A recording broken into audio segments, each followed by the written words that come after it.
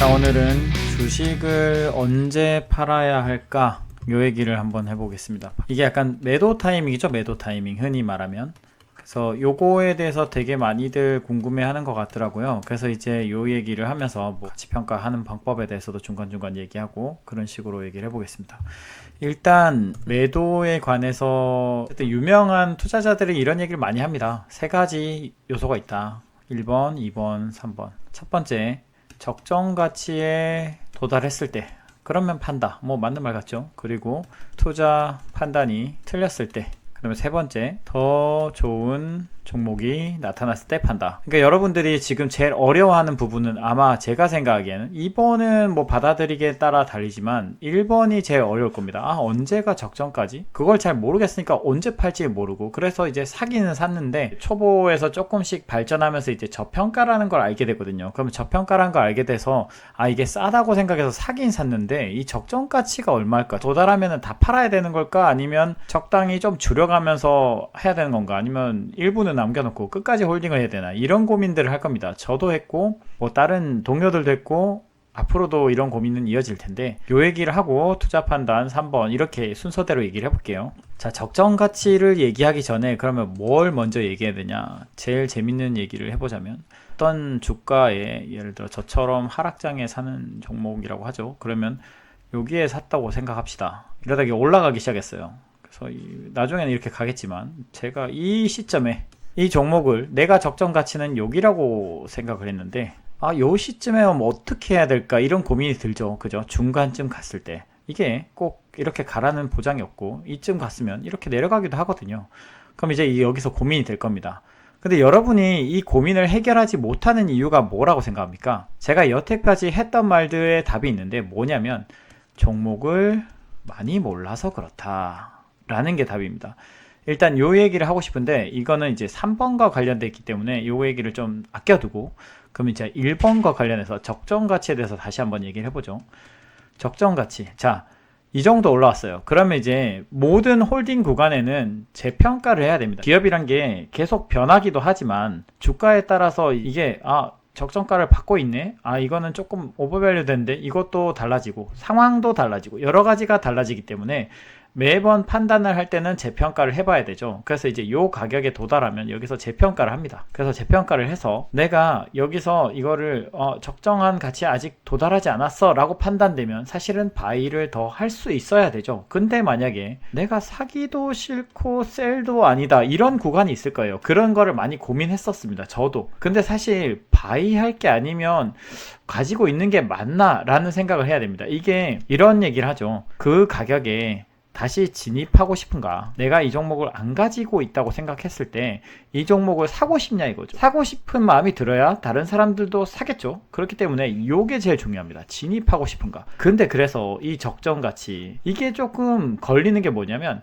3번하고 연결이 돼 있어요. 뭐냐, 다른 게 더 싸다, 다른 게 더 싸면 당연히 여기로 가고 싶겠죠. 내가 제로 베이스에서 이 종목을 딱 다시 봤는데, 이 종목이 요 정도 올랐더니 다른 데 기고 있는 요 종목이 좀 더 싸 보여. 그러면 사실은 전량 팔지 않더라도 어느 정도 리밸런싱을 할 필요가 있습니다. 저는 그렇게 합니다. 더 싸게 느껴지기 때문에. 그리고 재밌는 건 주가라는 게 우리가 왜 내려갈 때 이렇게 갔다가 올라갈 때 이 정도 올라가잖아요. 그러면 이렇게 투더문 할 것 같지만 주가란 건 항상 이렇게 부침이 있죠. 그러면은 내가 이 고민을 할 때 지금 보통은 이게 무슨 그런 얘기죠. 캡처 매도 뭐 이런 얘기도 하잖아요. 내가 캡처해서 이걸 자랑하고 싶을 정도로 주가가 부풀어 올랐을 때 하는 게 맞다. 그게 이제 심리적인 부분을 되게 재밌게 표현한 건데, 이 분명히 이런 시점에서는 나는 이렇게 생각하지만 이렇게 되는 확률도 되게 많거든요. 근데 이렇게 됐을 땐 한 번쯤 고민을 해야 되는 겁니다. 내가 이 종목을 다시 살 건가? 이게 적정 가치 평가의 심리적 기준입니다. 밸류에이션을 해보고, 내가 생각할 때 여기서 내가 돈을 다 털어서 지금 제로로 한 다음에 다시 그 돈을 여기에 넣는다면 내가 이거 살 건가? 요거가 제일 중요하다. 그래서 사고 싶다 생각이 들면 그대로 가는 거고요. 사고 싶다는 생각이 안 든다, 약간 애매하다, 근데 그거는 당연히 상대적인 비교가 필요하죠. 뭐 마음에 안 든다가 아니라 당연히 그거보다 매력적인 게 있냐 없냐가 중요하거든요. 그래서 상대적으로 내가 가진 포트폴리오에 5개가 있는데 이게 조금은 지금은 더 싼 것 같아, 그럼 여기로 옮기는 게 맞죠. 그래서 여러분이 너무 뭔가의 매도에 대해서 완전히 파는 것, 그것은 뭐 좀 고민을 할 여지가 있더라도 어느 정도 줄이고 늘리고는 좀 유연해야 됩니다. 종목에 대응할 때. 그래서 사람들은 이거를 여기서 이렇게 내려가서 여기서 왔다 갔다 왔다 해서 여기 가서 자, 내가 여기서 여기까지 해서 팔았다. 그래서 난 참 잘했어 라고 이렇게 인증하고 싶은 마음이 있을지언정 요쯤에서 줄여가지고 다시 이게 정확하게 맞출 수는 없겠지만 이쯤에서 뭐 이 구간에서 다시 사고 다시 여기서 좀 줄이고 팔고 뭐 이런 반복을 통해서 다른 종목이 이렇게 뭐 이렇게 된다고 치죠.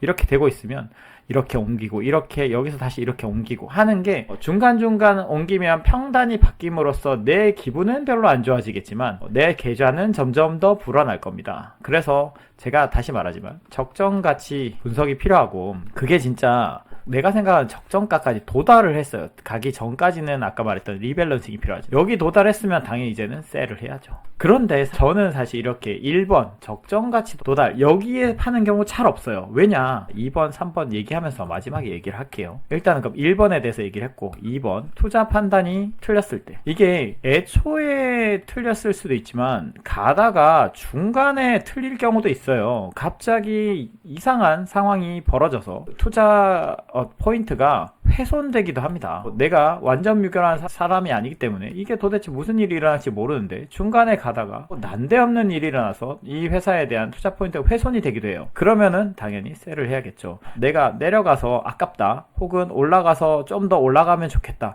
이런 고민으로 주식을 보면 안 됩니다. 아, 내가 투자 판단이 틀렸다 하면 바로 팔아야지. 애초에 틀렸으면 당연히 그걸 인지한 시점에 바로 팔아야 되고요. 그래서 저는 거의 시장가로 바로 팝니다. 얼마에 걸고 몇 프로 때문에 아깝고 이런 거 없어요. 그날 하락이 심해가지고 못 팔겠다 이런 것도 없습니다. 그냥 이게 아니다 싶으면 바로 파는 게 저는 정답이라 생각해요. 많은 경험을 해보니까 그거 조금 아까워하다가 더 큰 실패를 겪더라고요. 그렇기 때문에 아니다 싶으면 바로 파는 게 맞다. 그게 어느 순간이든 간에. 그래서 저는 이 얘기도 하고 싶어요. 사람들이 어떤 종목에서 손해가 나면요 요 구간에서 셀하는 걸 두려워해요. 손실 확정을 싫어한다. 근데 저는 이게 이해가 되지 않습니다. 그리고 다시 올라가서 0%라도 만들고 팔고 싶은 거죠. 그래서 쟤는 주변에 조언할 때 어쩔 수 없이 이 감정을 고려하면서 주변에 조언을 하긴 해요. 저는 근데 그렇게 생각하지 않습니다. 제가 2020년 3월에 모든 종목이 당연히 손해가 꽤 많이 났겠죠. 모든 종목을 팔고 한 종목으로 옮기는 과정에서 손실 확정을 엄청 지었는데도 그때 이 종목으로 옮기지 않았다면 제가 지금 같은 자산을 이룰 수 없었을 겁니다. 요거를 그대로 가지고 있었다면 아마 그렇게 좋은 어떤 성과가 나지 않았을 거예요. 평균적인 성과가 났겠죠. 그러니까 손실 확정을 어디선가 짓더라도 그거보다 더 매력적이면 그 매력적인 주식에서 벌면 되는 겁니다.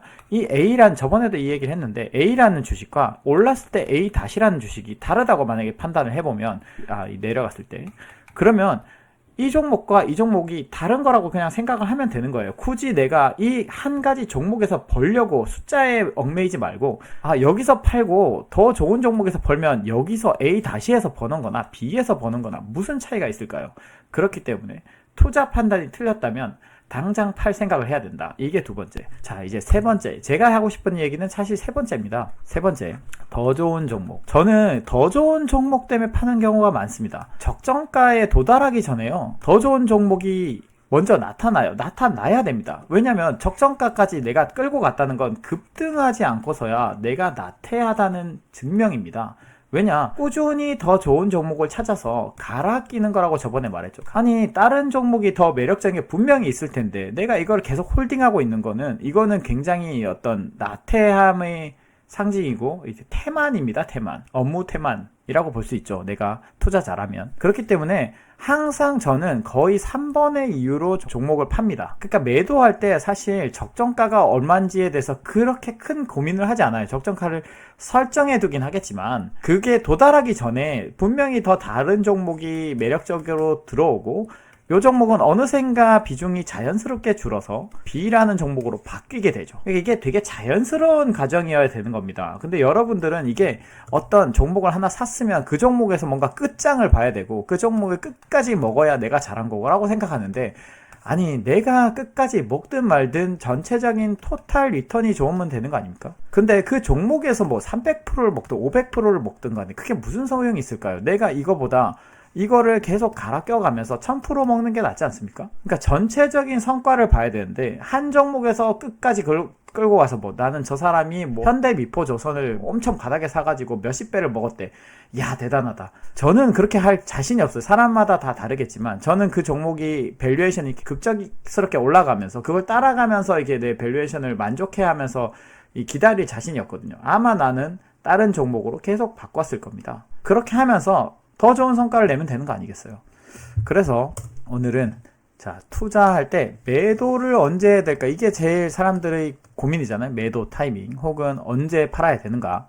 그래서 그거에 대해서 얘기를 해보자면 세 가지 지표가 있는데 하나는 적정가 도달, 두 번째는 투자 판단이 틀렸거나, 세 번째 더 좋은 종목, 더 좋은 대안이 나타났을 때인데 저는 거의 3번의 이유로 매도를 한다. 이 얘기를 한번 해보고 싶었습니다.